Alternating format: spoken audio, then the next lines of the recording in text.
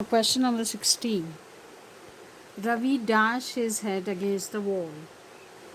The answer is struck, and it is V2 V3 form of strike. Strike means प्रहार करना या चोट करना. तो रवि ने दीवार पे अपना सर दे मारा.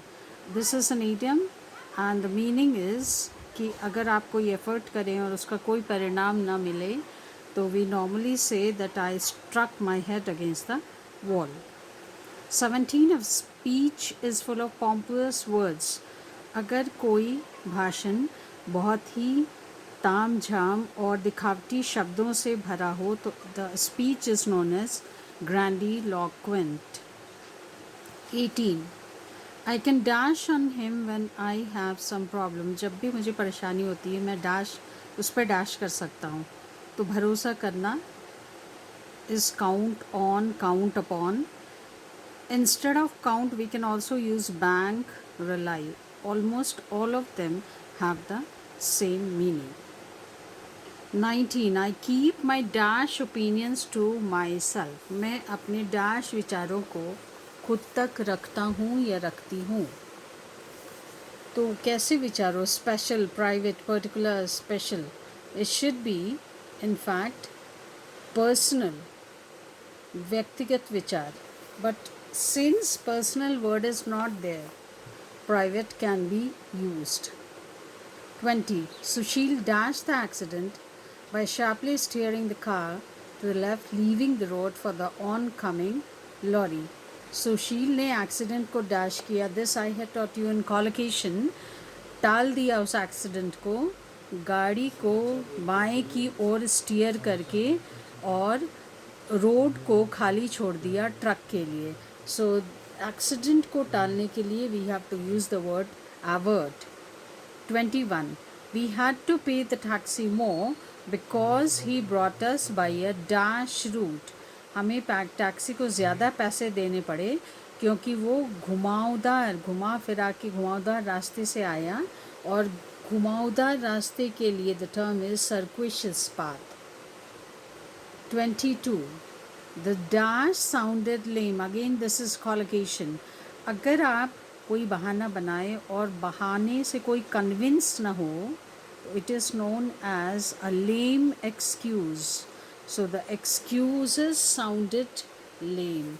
वो बहाने निराधार लग रहे थे या कन्विंसिंग नहीं लग रहे थे उसको. and she did not want to give in. और इसलिए वो गिव इन नहीं करना चाह रही थी. मीन्स सरेंडर, हार मान लेना, घुटने टेक देना. 23. She requested the student to dash a little water in a vessel. जाके लाने के लिए the term which we use is fetch. तो उसने स्टूडेंट से रिक्वेस्ट किया कि वो जाके वेसल में, बर्तन में पानी लेके आए. सो fetch is the answer. Procure is normally used for land or rations. 24. The movement of the train was so dash. Train का मूवमेंट इतना डैश था कि सारे पैसेंजर्स आराम से सो गए. मीन्स मूवमेंट पता ही नहीं चला. It was very soft, smooth. So the word should be soothing, जिसमें हलचल ना हो, जिसमें जर्क्स ना लगे गाड़ी में. That is soothing. 25. The suspect was taken to the police, but he revealed nothing. It's not the, it's he. Suspect मतलब जो आरोपी था या जिस पे शक थी पुलिस को, वो उसको पुलिस ले गई. लेकिन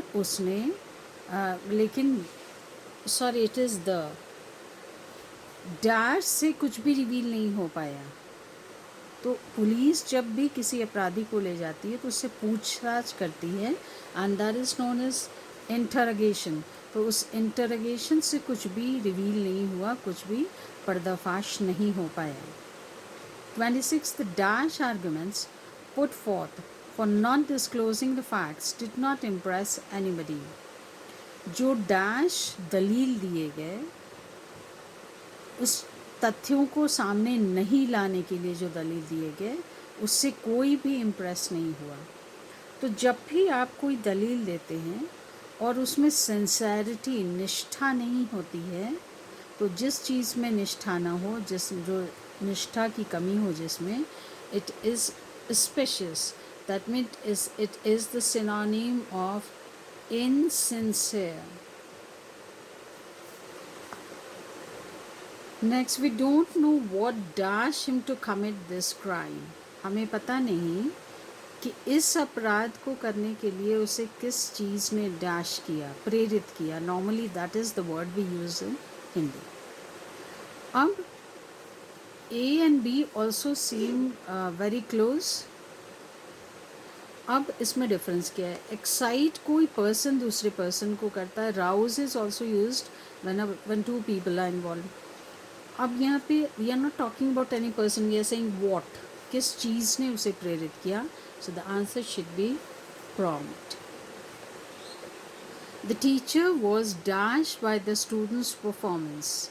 टीचर स्टूडेंट के परफॉर्मेंस से डैश हुए and offered him further help, और उसको और अधिक मदद का आश्वासन दिया. तो इम्प्रेस हुए, प्रभावित. एन्चेंटेड मीन्स मंत्रमुग्ध. इनफैचुएटेड भी किसी के प्रति बहुत ज़्यादा आकर्षित. अनएंथ्यूज्ड मीन्स उत्साह से भरा हुआ. 29. He was in a dash what to do and what not to do. So there is a phrase, in a fix, means confused. In a fix, this phrase means, entire phrase means confused. तो वो confused था कि क्या करे क्या ना करे. In hot weather, I like lying in the dash of a tree. गर्मी के मौसम में मुझे पेड़ के डैश में सोना पसंद है. तो क्या शेड ऑफ द ट्री, छाया. शैडो जब किसी चीज़ की छाया पड़ती है